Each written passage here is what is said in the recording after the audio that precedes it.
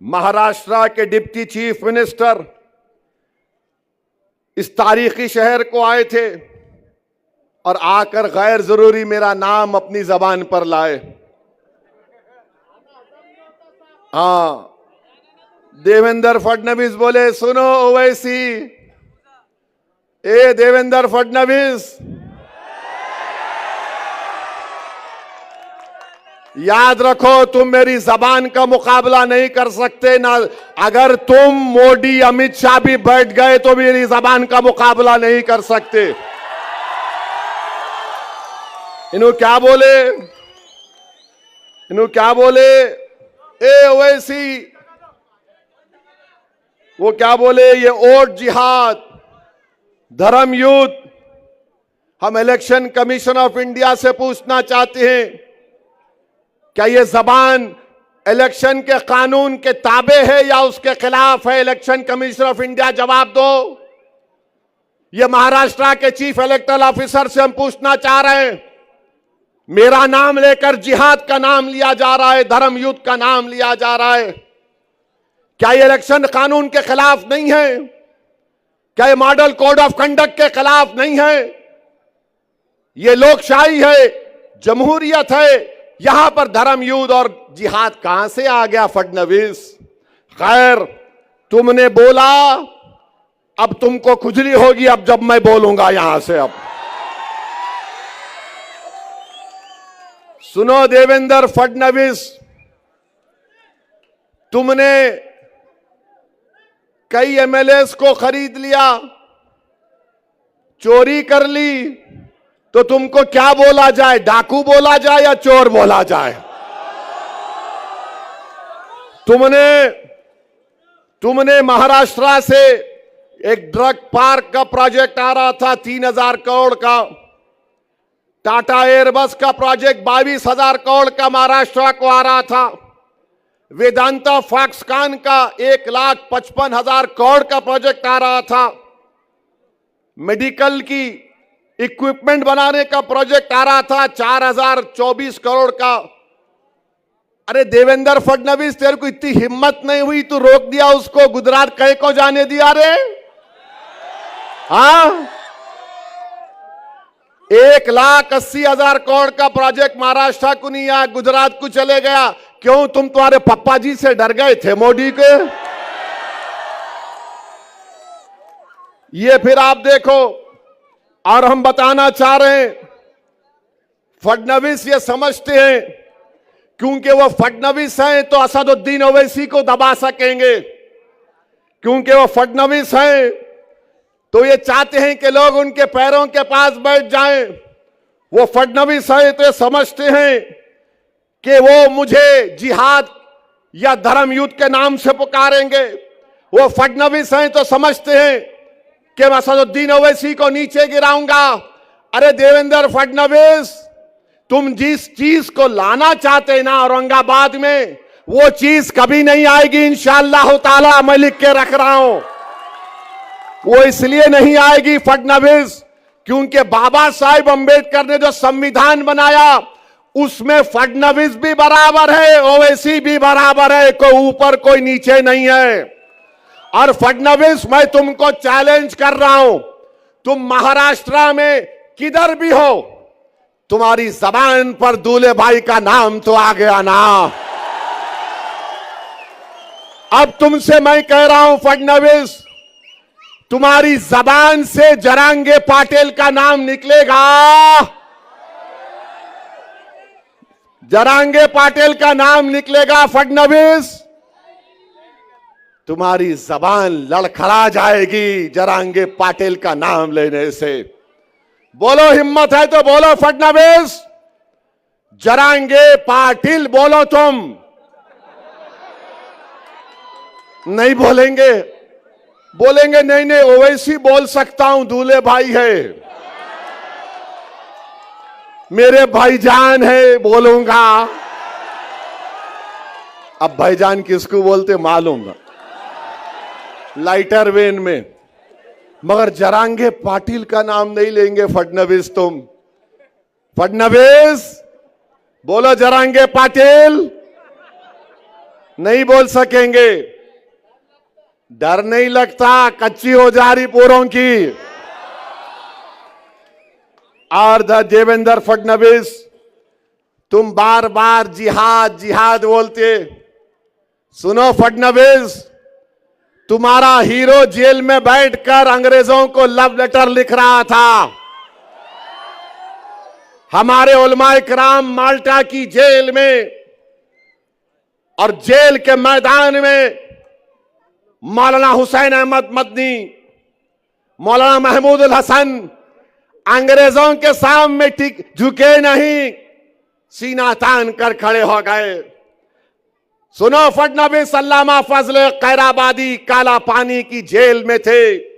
अल्लामा फजल खैराबादी ने अंग्रेजों से कोई सौदा नहीं किया। सुनो फडणवीस, 1820 के बाद इस मुल्क की आजादी की लड़ाई में सबसे पहला फतवा किसने दिया? हमारे मदरसों के जिम्मेदारों ने दिया, जिहाद का फतवा दिया। फडणवीस, जब तुम्हारे बुजुर्ग नहीं थे, अंग्रेजों से लड़ने का तरीका हमने देश को सिखाया। हमने बताया कैसे अंग्रेजों को भगाया जा सकता है।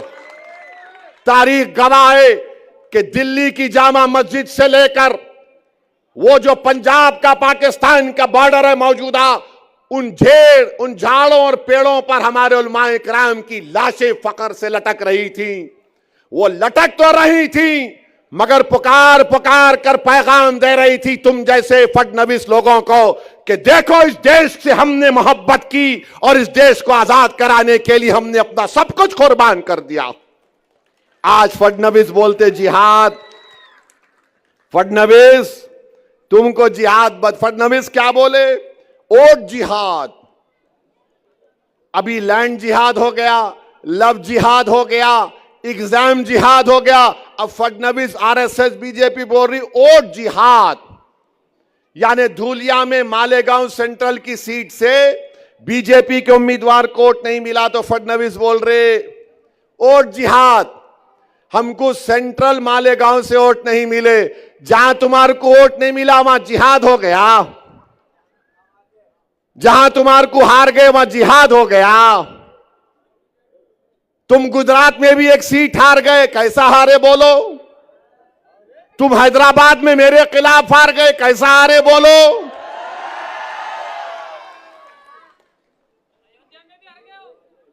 अयोध्या में भी हार गए। अम्मा, अब नहीं बोलता, इससे आगे मैं।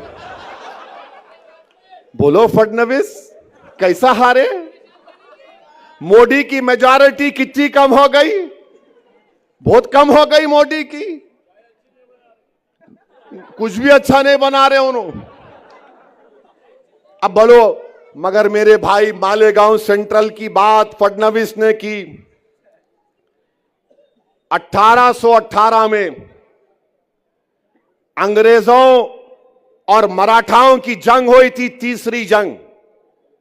मराठाओं की फौज में मुसलमान थे। कौन सी तारीख को? 1818। फडणवीस, तुम तारीख में वीक हो, तुम्हारे को नहीं मालूम, तुम हिस्ट्री नहीं जानते। कुछ भी नहीं जानता, छोड़ो उन्हें। तो 1818 में अंग्रेजों के खिलाफ मराठाओं ने जंग की थी और उस जंग में मुसलमान थे। मुसलमान मालेगांव के किले पे खड़े हो गए और अंग्रेजों को से मुकाबला किया। उसमें 30 से ज्यादा सिपाही शहीद हो गए और अंग्रेजों को, उन मुसलमानों को जो मराठाओं की फौज में थे, 36 तोपों को इस्तेमाल करना पड़ा। 8000 गोले गिराए, 35,500 गन पाउडर इस्तेमाल करना पड़ा।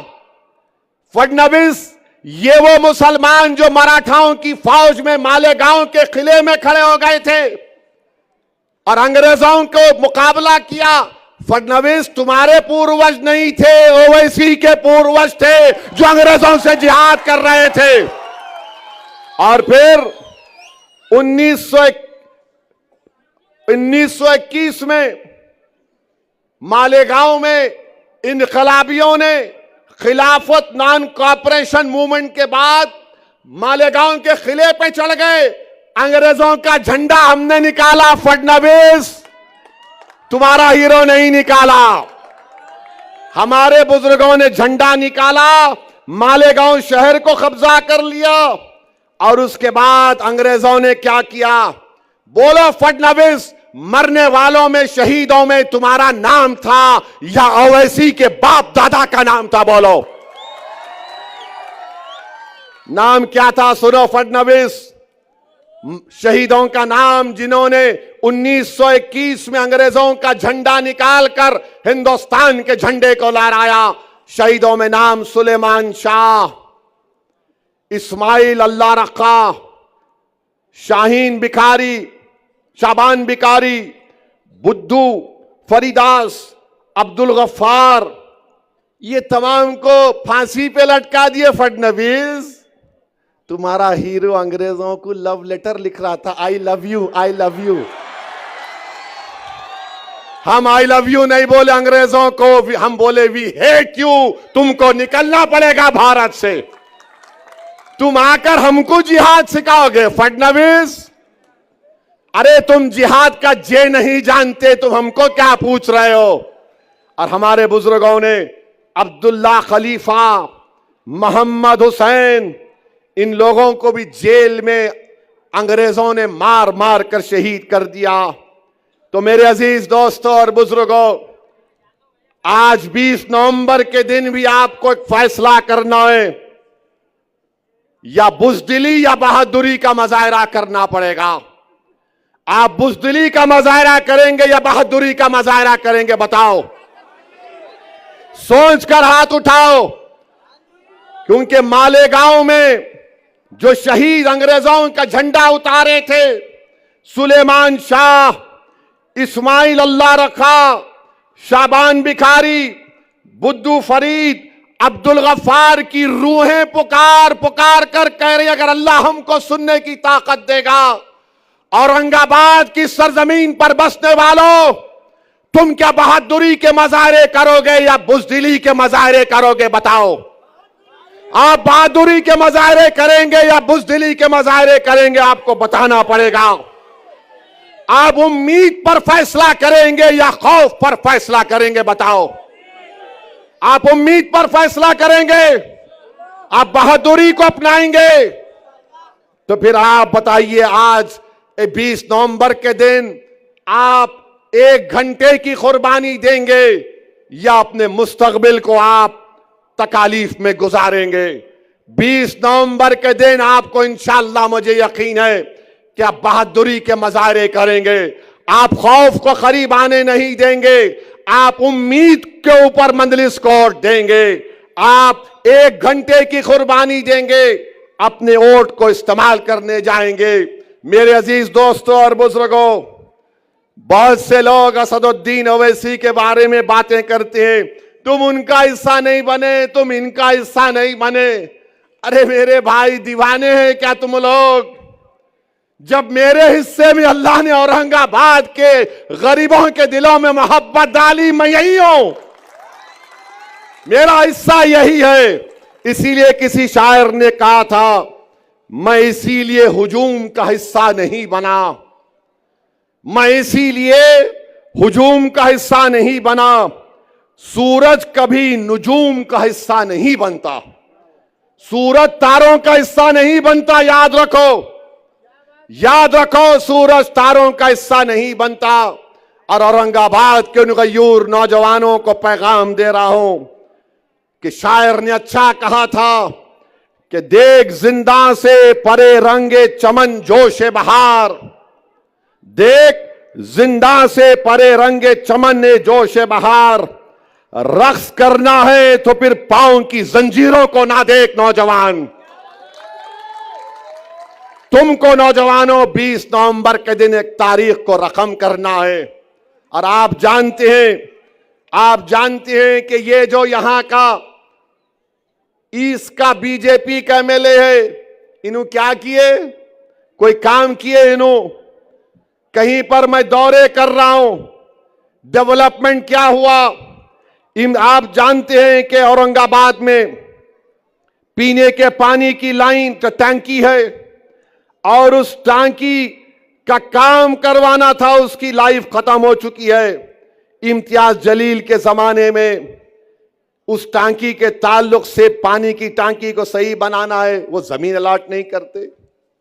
अरे तुम एमएलए हो ईस्ट के, तुम नजरअंदाज करते हो उन इलाकों को, इसलिए नजरअंदाज करते हो कि फडणवीस ने कह दिया होगा अरे नहीं नहीं यहां मत जाओ, यहां पर जिहादी रहती हैं। तुम कोई डेवलपमेंट का काम नहीं करवाते। ये कौन सा तुम्हारा राज है शिंदे? ये कौन सा तुम्हारा राज है फडणवीस कि 8 दिन में एक मर्तबा पानी आता है? तुमको शर्म नहीं आती? तुम सत्ता में बैठकर गरीबों को औरंगाबाद के तकलीफ पहुंचा रहे हो। कचरे के ढेर लगे हुए हैं, मोरियों का पानी बहता है, मगर तुमको फिक्र नहीं है। मगर तुम आकर क्या बोलते हो? असदुद्दीन ओवैसी का नाम लेते हो, जिहाद की बात करते हो, धर्म युद्ध की बात करते हो।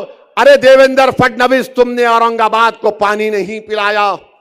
तुम्हारे ईस्ट के एमएलए ने जबरदस्ती पूरी ताकत के साथ उन इलाकों में काम नहीं करवाया जहां से हय्याल सलाह हय्याल फलाह की सदाएं आती हैं। और अगर तुम्हारा ईस्ट का एमएलए समझ रहा है कि पानी नहीं लेकर आएंगे, डेवलपमेंट नहीं कराएंगे, तो सुनो फडणवीस, सेंट्रल की आवाम चाहे किसी समुदाय की हो, वो तय कर चुकी है कि अब के बार इम्तियाज को कामयाब करेंगे और ईस्ट और सेंट्रल में हम तरक्याती काम करवाएंगे। आज ईस्ट की आवाम से, राय दहिंदगान से मैं अपील कर रहा हूं कि आपको एक इम्तियाज जलील जैसे एक फाल और हरकियाती एमएलए की जरूरत है, जो हर एक का काम करे, जो ये ना देखे कि ये कौन से मजहब का है, जो ये ना कहे कि धर्म युद्ध और जिहाद की बातें करे। काम इम्तियाज जलील ने किया बहैसियत एमपी। आप जानते हैं कि हमारे कॉरपोरेटर्स ने भी काम किया। आजाद चौक पे डीपी रोड, आजाद चौक से रोशन गेट, एक बल्दिया का अस्पताल अल्तमश कॉलोनी में कब्रिस्तान की दीवार, और आप जानते हैं कि इम्तियाज जलील ने आम खास ग्राउंड में फुटबॉल ग्राउंड बनाने की कोशिशें की। एक 100 करोड़ का रोड डेवलपमेंट फंड लेकर आए। हॉस्पिटल में 400 बेड के हॉस्पिटल में वैकेंसीज को पूर्ण किया। और फिर इम्तियाज जलील ने एमपी के तौर पर औरंगाबाद के एयरपोर्ट को डेवलप किया, जहां पर 2 फ्लाइट आती थी। अब हैदराबाद, अहमदाबाद, दिल्ली, मुंबई से फ्लाइटें आ रही हैं। औरंगाबाद से शिरडी की 4 लेन की लाइन इम्तियाज जलील ने मंजूर करवाई थी। और फिर एक under bridge Shivaji Nagar railway gate के पास, उसको पब्लिक की नुमाइंदगी पर इम्तियाज जलील ने मंजूर करवाया। ये बीजेपी से कुछ नहीं होता, मोदी से कुछ नहीं होता, ये सिर्फ हिंदू मुस्लिम, हिंदू मुस्लिम, हिंदू मुस्लिम, बस यही बोलेंगे। इन्हें जिहादी, उन्हें फुला, उन्हें ऐसा, इन्हें वैसा। अरे इलेक्शन हो रहा है, धर्म युद्ध कहां से आ गया मोदी जी? अब मोदी बोल रहे एक है तो सेफ है। अरे 10 साल से तुम्हारी सरकार है, सेफ नहीं है क्या हम? बोलो मोदी, भाइयों बहनों, एक है तो सेफ है। अब आप मेरे को बताइए, ये एक का मतलब क्या है? हम अनेक हैं भारत में। मराठा समाज का कल्चर अलग, दलित समाज का कल्चर अलग, हमारे बैकवर्ड क्लास के भाई बहनों का कल्चर अलग, मुसलमानों में कई ऐसे कबीले हैं उनका कल्चर अलग, ईसाई हैं, सिख हैं, क्या क्या इस देश में नहीं है। मगर मोदी बोल रहे नहीं, एक ही हो ना, one size fits all. Modi ji, आपका जो शर्ट का साइज है औरंगाबाद के बच्चे के लिए बहुत बड़ा हो जाता हो, ये नहीं होता ना। मगर मेरे भाई, ये लोग इस मुल्क की डाइवर्सिटी को खत्म करना चाहते हैं, ये महाराष्ट्र की खूबसूरती को खत्म करना चाहती हैं। मेरी आपसे अदबन गुजारिश है औरंगाबाद सेंट्रल के आवाम से मेरी हाथ जोड़कर अपील है कि जिसने आपके लिए कोई काम नहीं किया, आप उसका साथ मत दीजिए। मराठाओं को धोखा दिया गया, रिजर्वेशन के नाम पर रिजर्वेशन नहीं दिया गया। हमारे करबला में मजलूमों को, जालिमों ने मजलूमों को दबाया था। तो मेरे अजीज दोस्तों और बुजुर्गों, मैं आपको बता रहा था कि 20 तारीख के दिन आपको और हमको मिलकर अपनी पूरी ताकत और इत्तेहाद के साथ अपने पार्टी के उम्मीदवारों को कामयाब और कामरान करना है। ये जितने भी खड़े हैं ना, ये मिठाई बांट रहे हैं, मिठाई खा लो दबा के, छोड़ना नहीं। खाना खा के बोलना एमआईएम जिंदाबाद। जितना दे रहे ले लो, क्यों नहीं छोड़ना, ले लो, मिठाई खाओ, नान खलिया खाओ। होटल पे जाके मैं देखा नान खलिया की पीली रोटी को निचोड़ के ऐसा डुबा के उसमें खूब लगा के खा के बोलना पतंग को ओट पड़ने वाला है, पतंग को ओट पड़ेगा इंशाअल्लाह ताला। डरने और घबराने की जरूरत नहीं है आपको। आप तमाम से बुजुर्गों से, मां और बहनों से अपील है कि 20 तारीख के दिन औरंगाबाद सेंट्रल में, औरंगाबाद ईस्ट में क्या उड़े गई, आसमानों पर क्या नजर आएगा, सुबह 6 बजे से क्या होगा, शाम में 6 बजे तक क्या होगा, हर घर में क्या आवाज आएगी, हर दिल क्या पुकारेगा, हर सोच क्या कहेगी, हर आदमी क्या बोलेगा, हर आदमी क्या करेगा, किसका परचम लहराएगा, औरंगाबाद किसका है, औरंगाबाद पर हमारा इत्तेहाद रहेगा ना, औरंगाबाद पर हमारी बरतरी रहेगी ना। आप मुझे अकेला तो छोड़ दिए पार्लियामेंट में, मगर महाराष्ट्र के असेंबली में इम्तियाज जलील को और नासिर सिद्दीकी को भिजाएंगे ना आप, महाराष्ट्र की विधानसभा में अपने इन लोगों को भिजाएंगे ना आप उम्मीद पर वोट देंगे, आप खौफ की बुनियाद पर वोट नहीं देंगे। आपसे मैं फिर से अपील कर रहा हूं कि मजलिस आपकी पार्टी है, मजलिस को कामयाब करिए। फडणवीस का जवाब देंगे ना, इन्हों जिहाद बोल रहे, इन्हों धर्म युद्ध बोल रहे। फडणवीस तुम ख्वाब देख रहे मुख्यमंत्री का, इंशाअल्लाह ताला तेरे ख्वाबों पर मिट्टी पड़ेगी इंशाअल्लाह ताला, तेरे ख्वाब चुकनाचूर हो जाएंगे। अच्छा, मेरे को लोग बोल रहे वो लाडली में भी कुछ पैसे आए, अरे लो ना, मैं तुम्हारा लाडला हूं। I love you, you love me. अब दोनों की मोहब्बत में कुछ नहीं आ रहा। 1500 दिए, 15,000 भी दिए, क्या दिए, सब देने वाला अल्लाह है। ले लो, मगर वोट पड़ेगा तो सिर्फ पतंग के बटन पर पड़ेगा इंशाअल्लाह ताला, पड़ेगा ना। तो मेरे साथ नारा लगाइए, मेरे साथ नारा लगाइए, हमारा इत्तेहाद जिंदाबाद, हमारा इत्तेहाद जिंदाबाद, हमारा इत्तेहाद जिंदाबाद। अब मेरे साथ और एक जिंदाबाद के नारे लगाइए।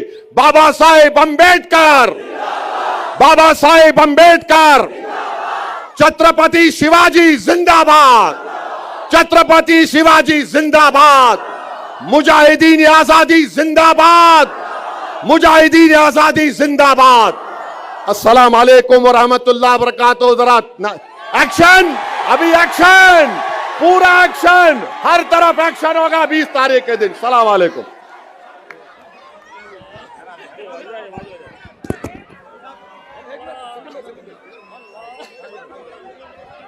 चाचू भी आ गए, अब चचा परेशान है। चाचू आ जाती। इधर से आओ, इधर से आओ।